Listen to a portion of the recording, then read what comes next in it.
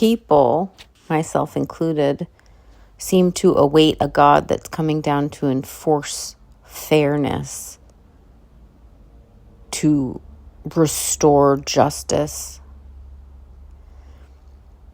and, bear witness to the discrepancy of how things are versus how we think they should be.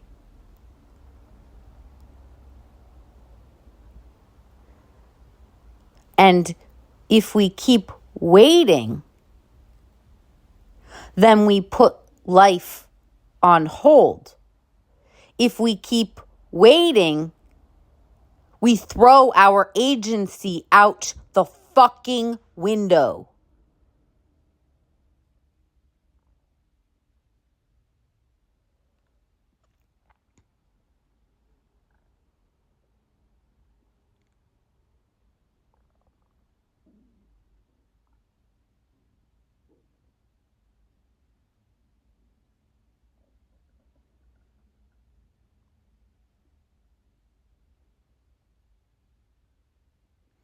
There's no doubt a force and a power that, at the very least contributes and connects. When we look at things not through one part, when we look at things not just through one part, then we see things in the relativity, the relative context of the whole. When we look at things not through just one part, then we can look at things through the relative context of the whole. And that's how we can more closely see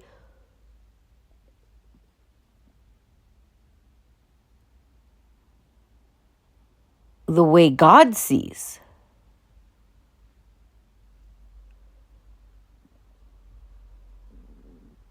Not that the individual part doesn't matter, but that the meaning is given through relativity. The meaning is given through relativity, and all parts are part of the whole. And that moving forward in space and time, moving forward means accepting that we don't live behind us, because what that would do is ensure stagnation. But that we can learn to see things for raw material that can become fuel, that can become leverage, that can become actual material that we can build with. Not that it's a predetermined form waiting us to figure out where the puzzle piece goes exactly, but that we can use our current relative context and the meaning that we assign to that. We can look at the material that we have, right? The past. We can look at the uncontrollables. We can look at the things that we don't control. We can look at our constraints, decided or otherwise. Whatever the constraints are, that we identify, whatever the things we're not going to try to change, right? Even if perhaps it is in our power to change, but in the microsecond, in the moment to moment, whatever it is that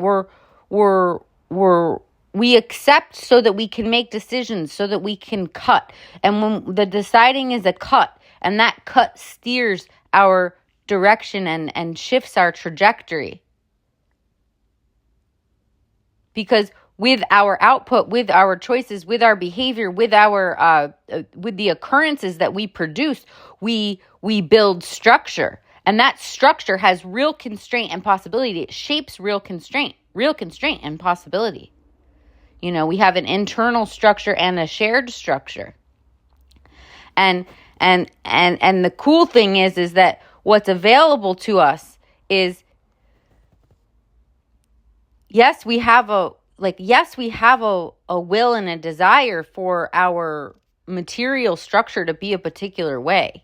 And it's of great consequence because survival is top. If we are not here, we're not fucking here. If we're not here, we can't experience anything else. So of course survival matters, right? It's a big part of the equation. It matters. So we can factor in that material constraints have very real relevance for us very real relevance, very real consequence. We know that. So I'm not minimizing that. When I say that we can always build our internal structure, which is outside of the material, it is distinct from. It is not separate from in the sense that you can separate it out from, but it's distinct and it's a part of the whole. There's the material and the non-material. And the cool thing about the non-material is that it develops in a way that's not beholden to the constraints of the material. And then it becomes extractable elements that we can take with us outside of constraint. And those extractable elements can be used.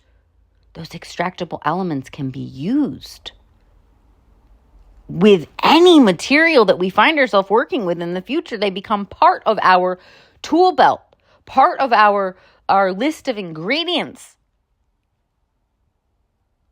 It becomes something that is of great utility for us and in a way that allows us and enables us to adapt in ways that can flow with the shifting context and to never fucking lose in that way, which means that we can be in the middle of very, very real material constraints that we don't like, and also not let that have more power over us than it needs to, because we know that the energy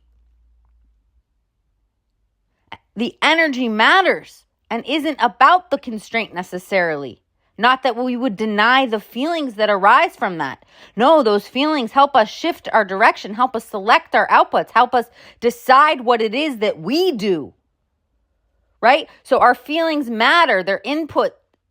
They're how we understand what we're doing here, what matters to us, what we care about. But the emotions aren't the dictators. They don't have to be. And we can stay true to that energy, and we can allow for our essence to be expressed through the occurrences that we produce. You know, it's a very fucking specific way to say something, because I don't want it to, because what I'm saying can apply across disciplines in many contexts. And so my precision matters. But, there's a common way that maybe it wouldn't be so translatable to all disciplines, and it might limit some things, but really it's like our expression, what we do, it's not limited to behavior, but includes our behavior, right? It's our behavior. I say it's a produced occurrence, okay? That includes things like non-action, right? But the behavior might limit that out. So what I'm saying though is that it includes behavior, and our repeated behavior is where our essence can shine through. It can be emulsified with our, like, the energy of that. Our essence can be expressed through the expression. And so whatever our constraints are, decided or otherwise, right? They can be imposed constraints, or they can be constraints that perhaps we could not have as constraints, but we are interacting with as if we do, right? We've made a decision. And when we come up and confront that decision, we reconcile something that isn't fighting against itself, that allows for movement.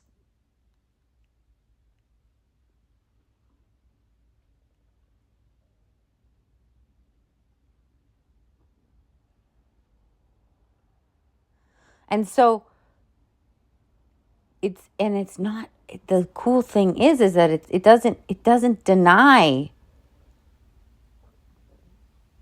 It doesn't deny the other. It doesn't deny the feelings. It doesn't fight against the fact that constraints matter to us. It doesn't fight against the fact that we have shared consequence, with people we love and complete strangers. It doesn't deny the fact that the stakes are high. It just doesn't let, by your own voluntary choice, it doesn't let constraints have more power over you than it needs to, and then it keeps your side of the street clean. Not that it's a perfect cleanliness, but that it's in right relationship, because the action is expressing the essence. And when it falls short, it just does what it can do from here on going forward. And when it falls short again, it just does what it can do from here on going forward. And when it falls short, it just does the best that it can do with what it's fucking going forward. So it can feel like a cold way of relating to something because we don't just let our past behavior be proof of what our fixed identity is. It relates to identity as something that we actually have great agency over. Right? So the repeated so we can seed. We can seed, SEED. We can seed, like we can plant the seeds for, and we can show up with practice, and we can cultivate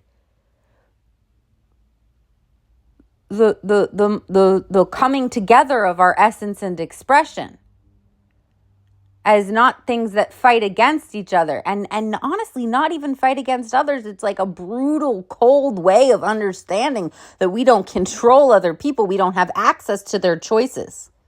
We do not have access to other people's choices. And what this does is it really does allow us to accept and move on and develop in ways that will produce real result, real consequence, real shaping of our constraint and our possibility, right? Where it's not just us tearing our hair out, hitting our head up against the wall because we don't like the way that other people are being. And so it allows us to build something. And through that repetition, it builds structure. And that structure gets inertia, which lowers the resistance to repeating the pattern. So it becomes easier for us. And it becomes a path that others can use. It becomes a fucking path that others can use. So instead of the fighting against, which results in a stagnation and a repeating of patterns that perhaps we don't even believe in, but feel like we have to or something. So then we become what we hate. And regardless of whether we have the words to articulate that or the stomach to fucking look at that reflection, regardless of that, we bear witness to our choices and we know that we fall short. So when we don't repeat the patterns that we don't want to repeat, and we grow and develop and build a new path, it becomes a path that others can use. It becomes our liberation. It becomes not liberation of fucking utopia sold to us with a bow, but a liberation within constraint. And that liberation within constraint that we find that we don't need permission for, that we choose through the repeated behavior, will produce the proof that we need to believe that it's possible.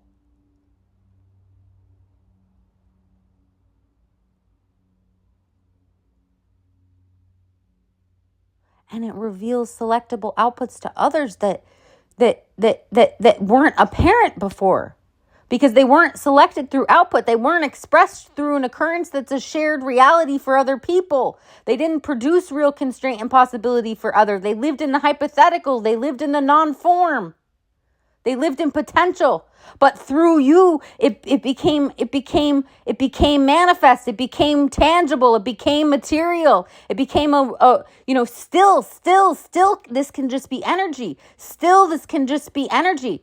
It's an occurrence produced, and through that matching of essence and expression, again, of course, with the falling short, because it's the old patterns have that inertia. They have that pull. The old patterns are going to have that lowered resistance to repeating those old patterns. But through the open eyes and awareness and the consciousness that we are in control of our choices, through that desire to grow into our own agency, we can select output.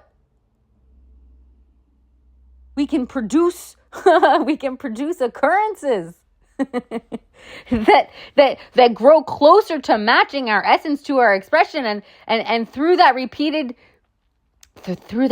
output, we build a structure, and that structure gets inertia, and that inertia lowers resistance to repeating that pattern, and so that new pattern becomes our path that's easier to reinforce It becomes easier to reinforce. And it becomes a pathway that's already built. We don't have to convince. We don't have to fight against. We just reveal the demonstration. We just reveal the demonstration that has real constraint and real possibility right there. Inviting others to use it. And so through ourselves, we become that portal. We become that portal. We become that liberation within constraint. We become that heaven and earth union without needing to convince other people of it. We just become a living demonstration of it.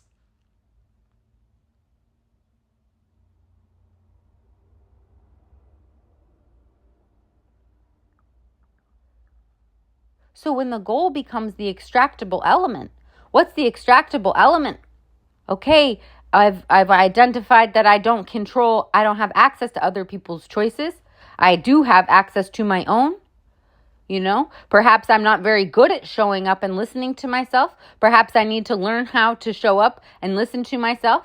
Perhaps I have to start that really small. I have to teach myself how to listen to myself. I have to be able to stomach where it is that I currently am so that I can work to reconcile the divide. And I have to be willing to start small, and I have to be willing to fall short, and I have to be willing to try again and again and again and again and again and again and again. And I have to be willing to use everything in the external world as a reflection for what it is that I can do. And I know that when I observe, instead of believe in the narrative overlay as the truth, and when I observe the actual repeated expressed output, and I'm able to come to that, not with what I can do about it, what I think about it, if I like it or not the opinions of it, not that those things don't matter, but that limits my ability to see the actual expressed repeated output, right? What is the output that what is it in a cold observational way? What is it? And yes, the other inputs that come up, what I think about it, if I like it, if I find it fair, whatever, all that becomes input that's part of my experience. It's part of the experience and it's part of the inventory. Right? But it's distinct from the observation of the material tangible registration of the output. Right? And when I'm able to decipher between these things and see them as different files, as different layers, as different parts of the experience, then I'm able to understand where it is that I do have agency, where it is that I do have leverage, where it is that I can build bridges with other people.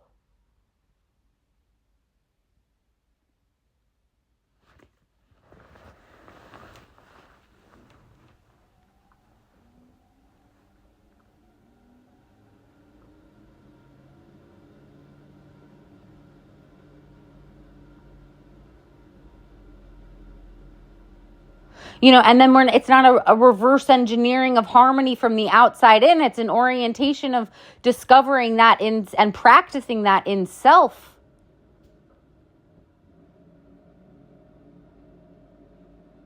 Not because we know it's possible in the most extreme examples that we think of, but because we practice it in small ways, and then we get the proof to see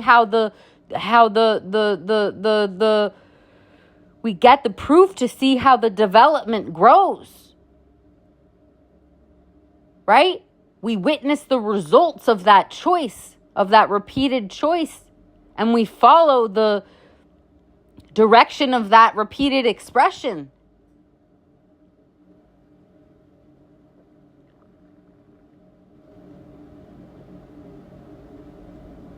And so our life becomes literally, our constraints become our assignment. And when we don't fight against them, we're not exuding all of this energy that has nowhere to go but back into itself and fight against itself. And that can manifest in many physical ways. And that can manifest in many ways in regards to our relationships with other people.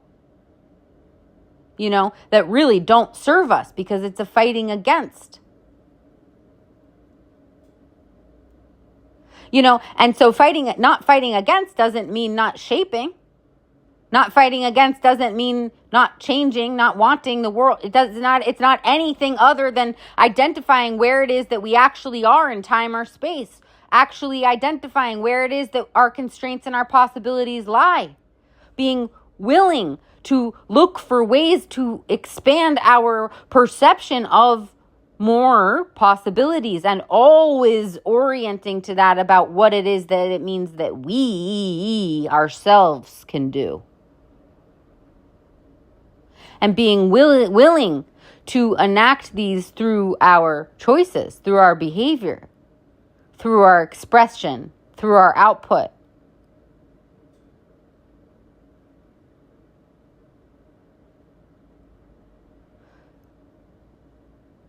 And that learning how to listen to ourselves like that, and building that proof for ourselves that shows us a real true development. It snowballs on itself and it grows, and that develops a confidence as we improve in our ability to listen to ourselves, as we stop letting the world siphon our energy, because we actually are using that energy to develop ourselves and to access our own agency and our own choices.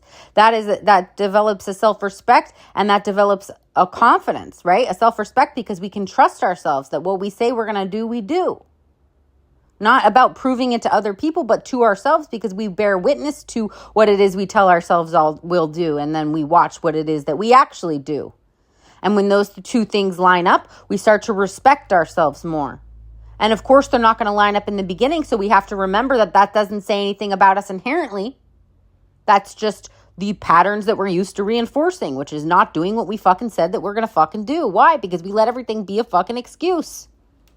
Even if it's a really good excuse, it doesn't matter. If we want to change the divide between doing what we say we'll do and doing and what we do, then we have to, that has to be expressed through our behavior. Because that's what's building the structure. And that's what will provide the constraint and the possibility. And that's what will develop the confidence and the trust in ourselves. And if we have confidence and trust in ourselves, we can develop and grow and be more in charge of ourselves. And the confidence isn't an arrogance. It's not a knowing what things are going to be like in form and thinking that we're better. No, because it's combined with an openness. It's combined with an openness. It's combined with an openness. The confidence is tied to an openness, which allows us to be in real time, facing the unknown, interacting with fresh new solutions in a way that's both confident and open. A willingness to be wrong, but not even necessarily, we don't even necessarily have even the option to be wrong, because we haven't even determined an attachment to a particular form necessarily. Okay, I know that probably doesn't, that needs to be fleshed out more probably, but like it's like when our allegiance doesn't lie in the particular attachment to a particular exact form. Okay, it's not exactly what we're not so attached to the material outcome of something. Not that material outcome doesn't matter to us, not that it doesn't have consequence. Of course it does, but that our allegiance lies in the energy. Our allegiance lies in the extractable element, because we know that those are things that we can take with us, that other people cannot take away from us, conditions cannot take away from us unless we give it. Right? So we can take those things with us. We can take that extractable element with us. We can take that energy with us. And we know that that's where our allegiance ultimately lies. And yes, we also care about the material reality. We also care about that. And we have the options to let our actions demonstrate our care, right? That can influence our trajectory, right? That can help us determine our direction. We care. We care about the material outcome of the form, but we're oriented to the things that we can control. And when we don't, we come back to that. It's a returning to, and when we focus on the things that we do control, we focus on the extractable element that can be taken with us and used as a tool used as a tool in our tool belt, used as an ingredient in our fridge, right? So that can be used in many different forms. So when we go forth facing the unknown, we feel more equipped. Each situation has equipped us with an ingredient and a tool that will serve us in many contexts. And those are things that can be shared with others, that becomes our legacy, right? And it has to be through a way of seeing, otherwise it can fall away. We have to see the value in it to understand the cost. And that's what then things become that we don't control, or we didn't like the way that we were, or we didn't like the way that they were, or we didn't like what happened. We start to see it as, okay, well, I don't control it. It's in the past. It's gone. I'm not going to fight against that and spin my wheels. I'm going to understand that that was a cost. And what did that cost get me? And then you do the math by making the extractable element so great and such magnitude and of such utility that the cost becomes something that you don't mind paying, because you see the value in the extractable element that you now have to go forth in the world. And then it's something that's not about, oh, you have it and others don't have it. And in fact, your having it is liberation for other people without them having to pay that cost. Beautiful, beautiful, beautiful.